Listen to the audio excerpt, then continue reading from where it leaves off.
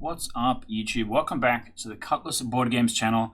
We are talking about the game design of Mario Kart World. Now, in a recent tweet which got me thinking and interested in the topic, players online were complaining about something in the latest game that's more specific from a hyper-competitive standpoint, but let's read through it.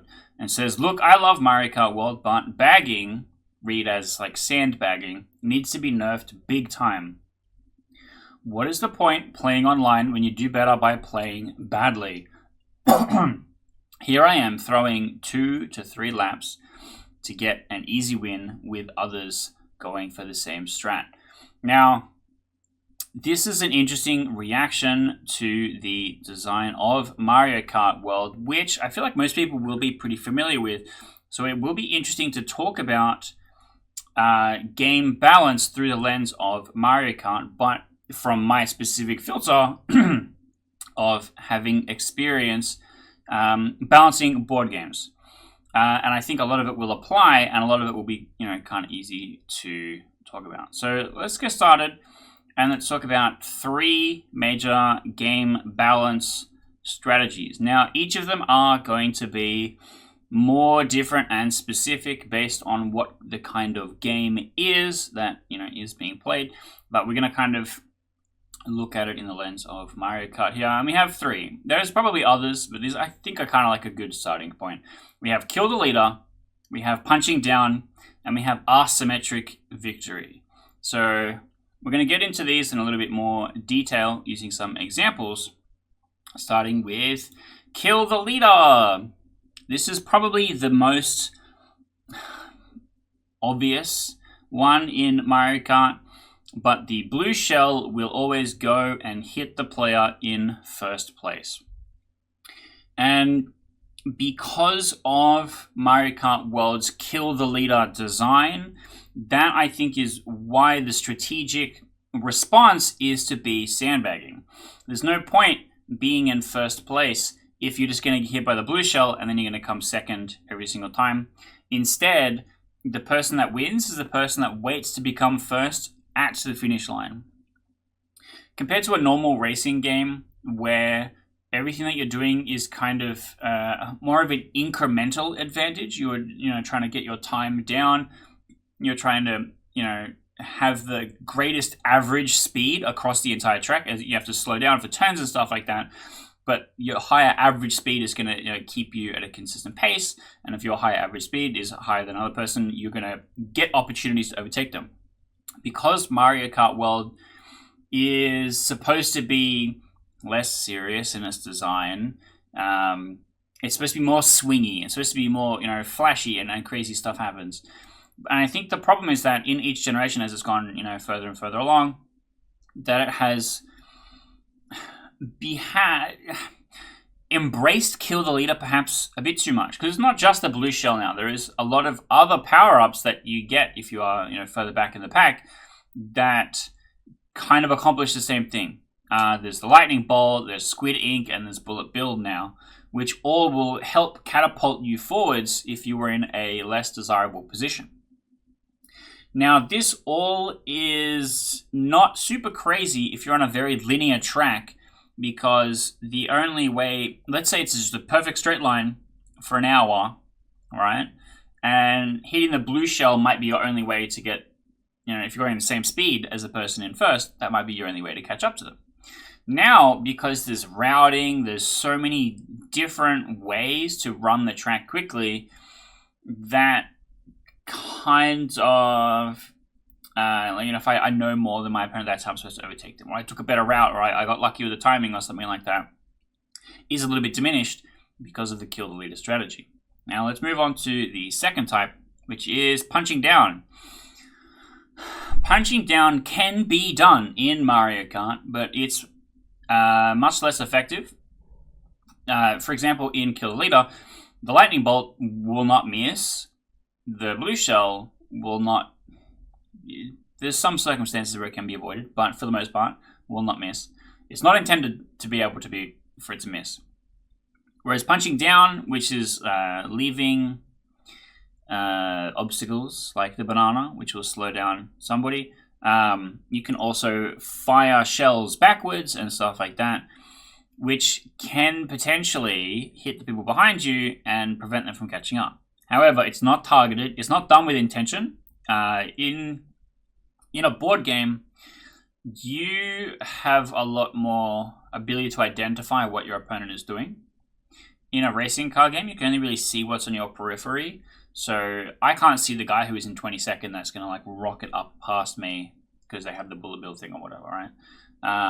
If they're not on the screen, I can't tell. In a board game, you have kind of so much more understanding of what's happening. And when you make a choice that interacts with a specific player, you can potentially choose a player. You as the person who first must punch down because there's no one, right? And then you're then making a choice to who you think is going to be the person that's most likely to overtake you, right? So it's much more targeted punching down. Whereas the way that Mario Kart kind of balances that is that if you're killing the leader, you're doing something more targeted and deliberate.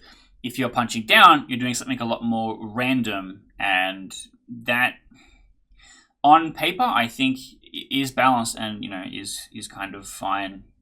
And let's talk about the third option, which is asymmetric win condition. I don't believe this is a thing that exists in Mario Kart. Everything is determined upon whether or not you cross the finish line in first.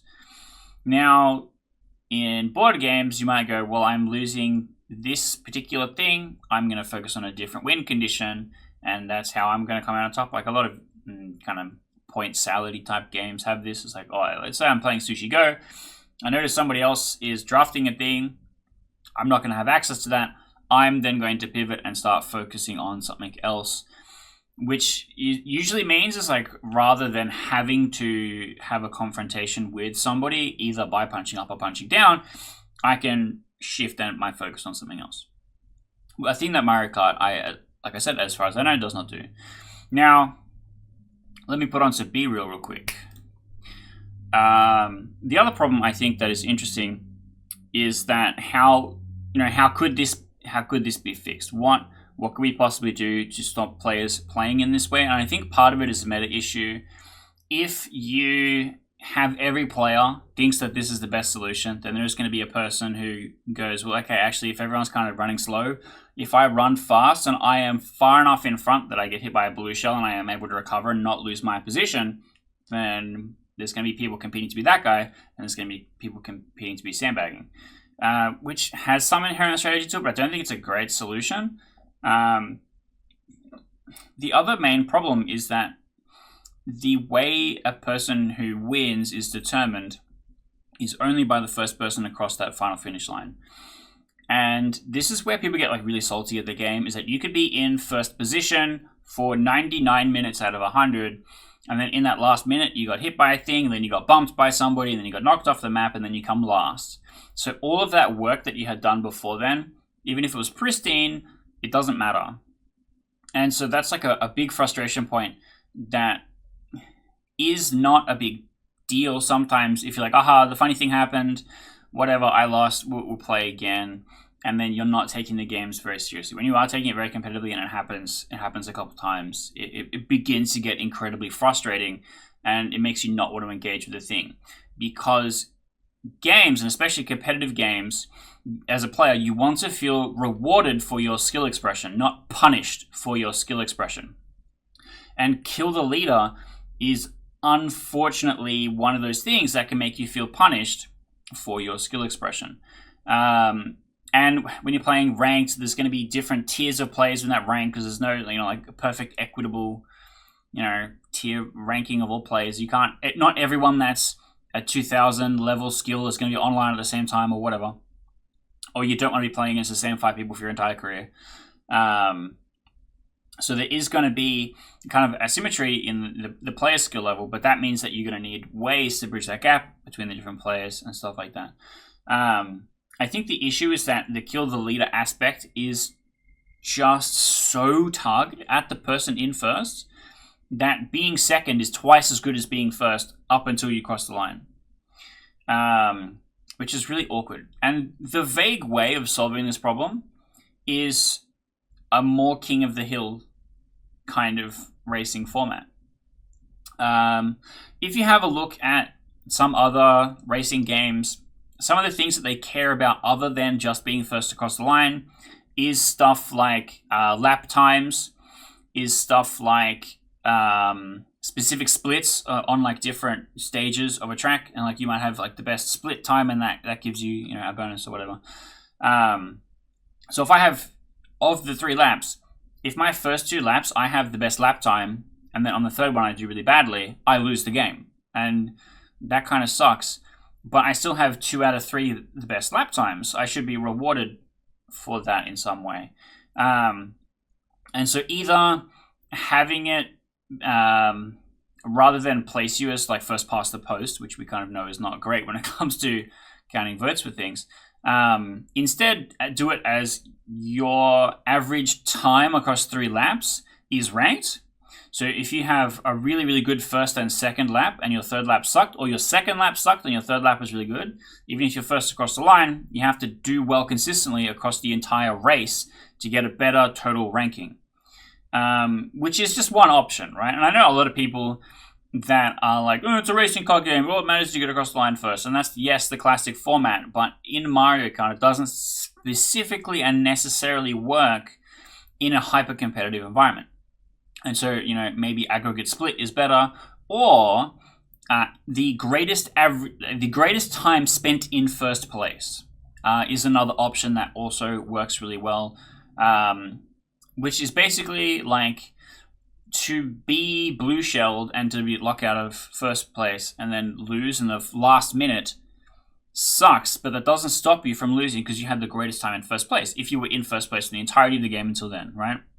Which means that every other moment of the game, the players are always trying to kill the leader instead of trying to do it right at the very end.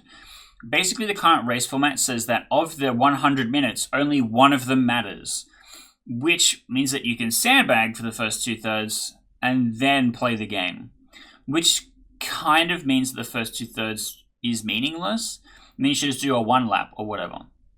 And so that makes me think that maybe, switching to a different scoring method to determine a winner is a way to potentially deal with that. And maybe this should be, like a specific competitive mode that has that different rank timing, and then all the other game modes, safe and untouched, and that works fine. So the same things can be said about board game design. If you notice something in your game, a way that you have, enacted a balancing mechanism isn't working, is it the balance mechanism that needs adjusting? For example, is the blue shell too powerful?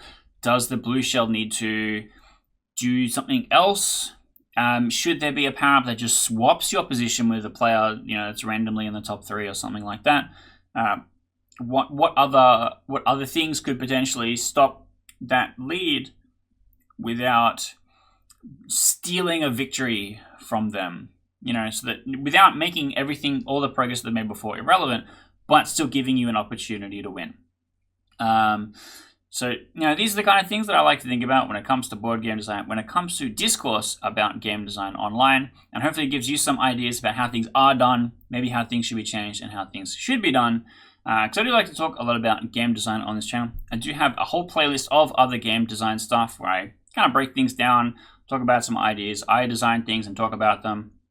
And you can check out all that kind of stuff, and hopefully that will help you in your game design journey. When it comes to making video games or board games, a lot of these concepts are really interesting and important, and I like talking about them.